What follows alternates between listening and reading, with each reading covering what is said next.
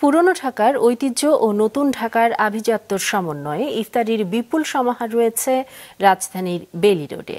রমজানে দুপুরের পর থেকে দোকানগুলোতে ভিড় লেগে যায়। আনোয়ার হোসেনের রিপোর্ট।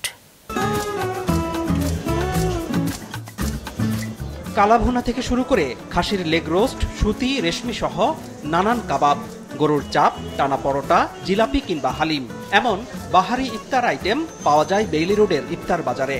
এসব কিনতে দুপুরের পর থেকেই এই এলাকায় ভিড় করেন ভোজন রসিকরা, যাদের অনেকেই এসেছেন পরিবার নিয়ে। ক্রেতাদের অনেকেই জানালেন, ভাজা পোড়া খাওয়া বারণ হলেও রমজানের প্রথম দিন সবার সাথে মুখরোচক খাবার দিয়ে ইফতার পর্ব উদযাপন করতেই তাদের দোকানে ছুটে আসা। সব বাচ্চারাই বললো যে বাবা একটু গরুর মাংস আর একটু পরোটা নিয়ে এসো, এই জন্য আসা। চিকেন, একটু কাবাব, রেশমি কাবাব, একটু জিলাপি, ছোলা। এই আমাদের জন্য তো আর ওই মানে কোনো তৈলাক্ত কোনো খাবার না, চিড়া, দই এগুলা। আর বাচ্চাদের জন্য একটু পরোটা আর কাবাব নিলাম এই।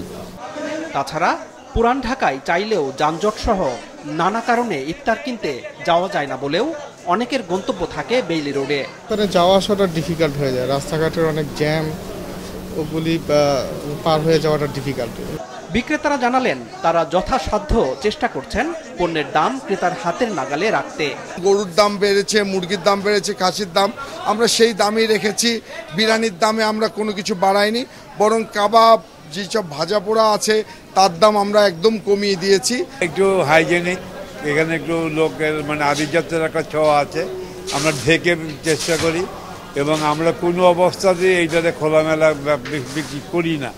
পুরো রমজান প্রতিদিন বিকাল ৩টা থেকে সন্ধ্যা পর্যন্ত চলবে বেইলি রোডের ইফতার বাজার। আনোয়ার হোসেন, মাছরাঙা সংবাদ, ঢাকা।